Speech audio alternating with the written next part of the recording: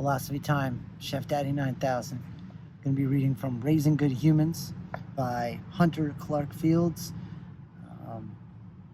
It's about mindful guide to breaking the cycle of reactive parenting and raising kids that are kind and confident. This is coming from chapter 3.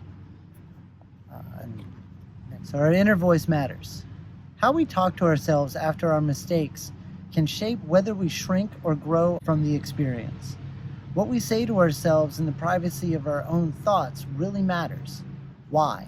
To borrow a metaphor from the best-selling self-help author and motivational speaker Wayne Dyer, if I have an orange, what will come out if I squeeze it?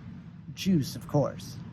But what kind of juice will come out? Not pomegranate or kiwi, orange juice. And like that orange, when we are squeezed, what's inside of us will come out.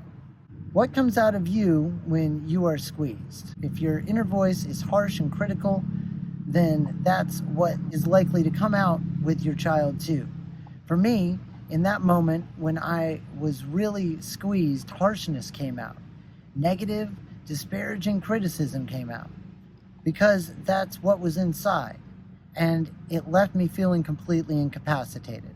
Way too many of us respond to our mistakes and shortcomings by mercilessly judging and criticizing ourselves. Our inner voice can flood us with shaming thoughts that don't help. Negative self-talk and self-shaming does not make us more effective or more peaceful parents or people.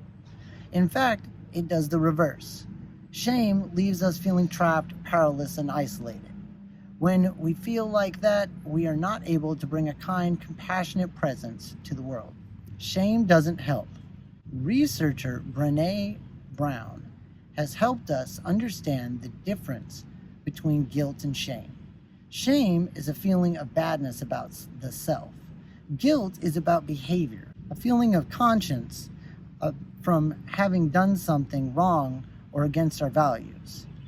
Her research has shown that guilt can be helpful and adaptive, while shame is destructive and doesn't help us change our behavior. Guilt can be helpful and adaptive, while shame is destructive and doesn't help us change our behavior. Guilt can be helpful and adaptive, while shame is destructive and doesn't help us change our behavior.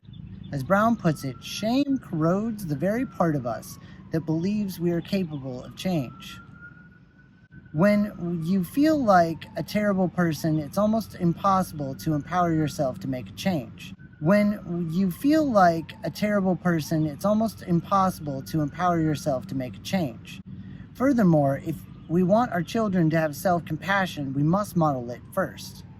For example, if you have the habit of self-shaming, your child will pick that up. And as I've said before, our children may not be so great at doing what we say, but they are great at doing what we do. This is how harmful generational patterns are passed down.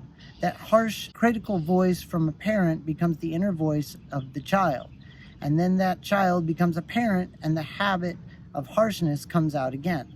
You can think of self-shaming as the second arrow. In a Buddhist parable, the Buddha once asked a student, if a person is struck by an arrow, is it painful?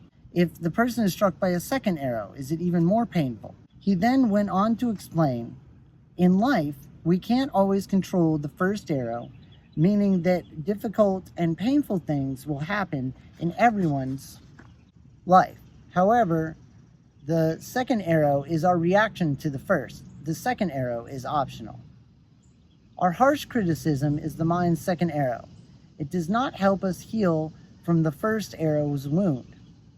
In fact, the second arrow of shaming and blaming others and ourselves is optional. We have a choice. We can choose to bring kindness and self-compassion to our suffering instead. Have a wonderful day.